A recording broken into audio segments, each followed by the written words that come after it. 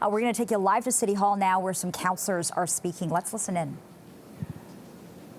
Deputy Mayor, what do you make of the violence and how do we address this to make sure that everyone who rides the TTC is riding safely and feeling safe doing that?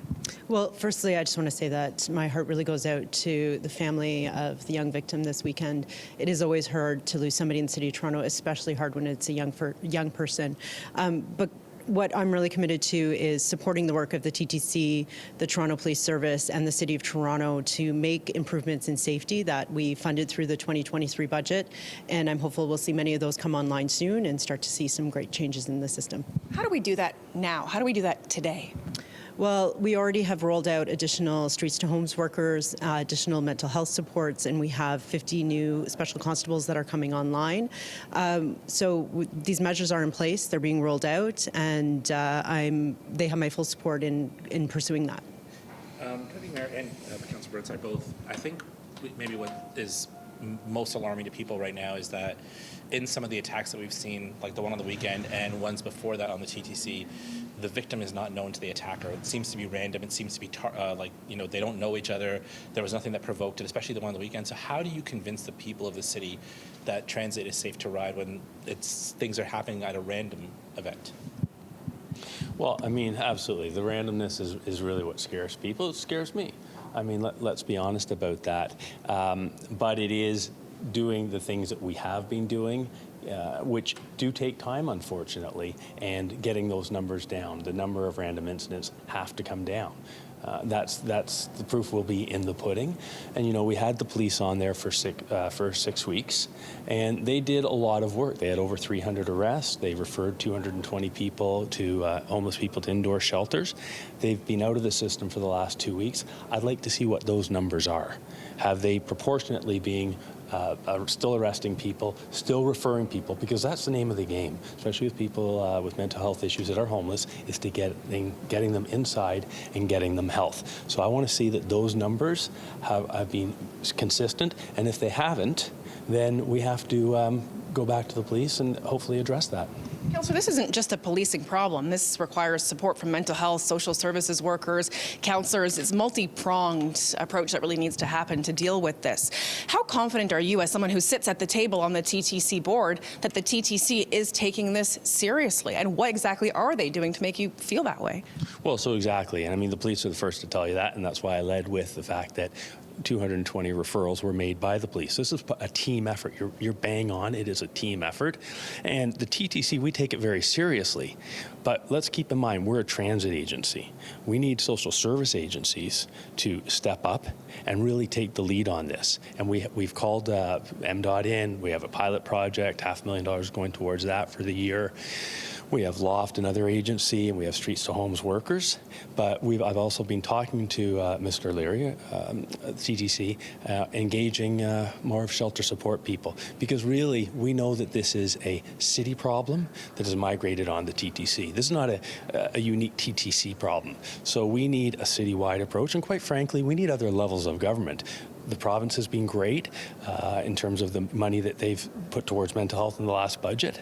But we also have a third of our shelter system with refugees. Where's the federal government? Where are all our MPs that are representing the people of Toronto? Where are they stepping up and saying, hey, we forget the $250 million or whatever, however many millions of dollars they owe us for that. We need help. We need them to find space. We need them to provide workers for the shelters so that we can help other Torontonians that need shelter and space. So this is going to have to be not a TTC issue. This is a citywide issue. This is a provincial issue. This is a national issue.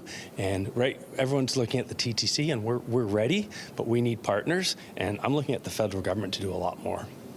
I mean, obviously, budget day is this week. Do you have any insight into what's coming in the budget or what you need to see and what happens if that number isn't there? So the federal government, like every government, is very tight-lipped about what we're going to see in the budget. So I will be watching alongside Toronto residents tomorrow. I'm hopeful in particular around the refugee shelters. That is something that the city's very committed to welcoming people, but we do need the federal government's help.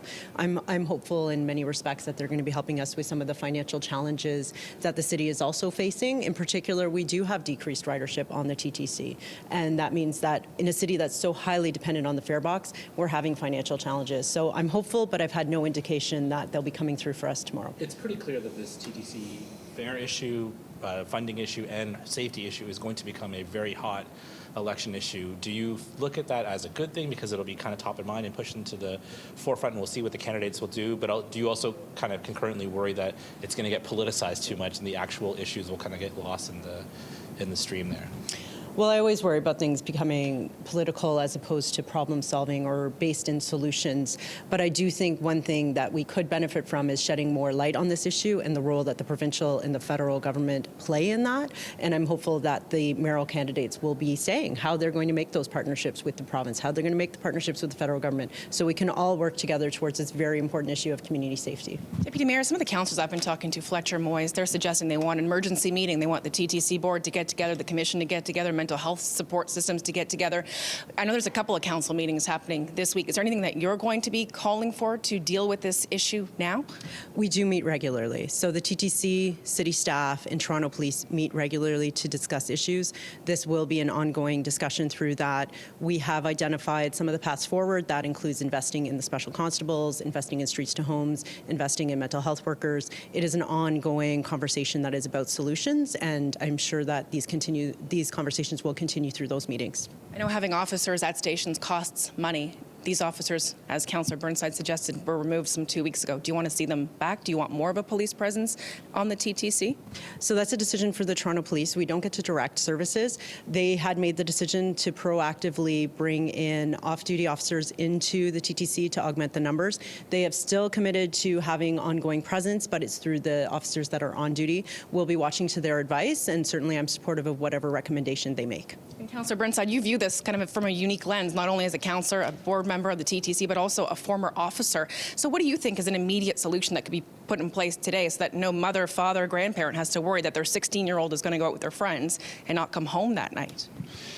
Well, absolutely. And you know, the challenge is that there's no one solution. There is no panacea. Like, there's no putting 80 more police isn't the only thing. It's a team approach. The police are part of that approach, but it's going to be social service agencies. It's going to be the police. It's going to be a myriad of people. So the quick result may not be as quick as we would like, but in terms of the police, or anybody, or our own shelter and support, for me, it's about results. It's not about directing people. It's about saying, let's all get to the table. Let's all take responsibility. We all have to take responsibility, whatever that is. And we have to work together to move forward and to move quickly. And that's not just the city. It's not just the TTC. As Deputy Mayor mentioned, it's also the province. It's also the feds. And we want to get to work immediately. That takes time to get money from the province and the feds. Things often move at a bit of a snail's pace in politics. So how do you get those results, Deputy Mayor? Well, we did have some good news last week from the province. They have committed to $500 million extra dollars over the next several years for mental health. So now the question is, how do we start to see those dollars flowing into Toronto? And that's a really important conversation that we're going to have going forward. And finally, as the leader of the city right now, I mean, how do you reassure everyone at home that this is an issue that is being taken seriously here at City Hall, where decisions are made? Well, it's very top of mind for me. I have two young children, so my heart is absolutely breaks for this mother, and we're meeting regularly. We know we're not moving in the direction we want to as a city. We know we can do better. We're all meeting regularly so that we can do just that. Appreciate your time. Deputy Mayor McKelvey and Councillor Burnside, thanks so much.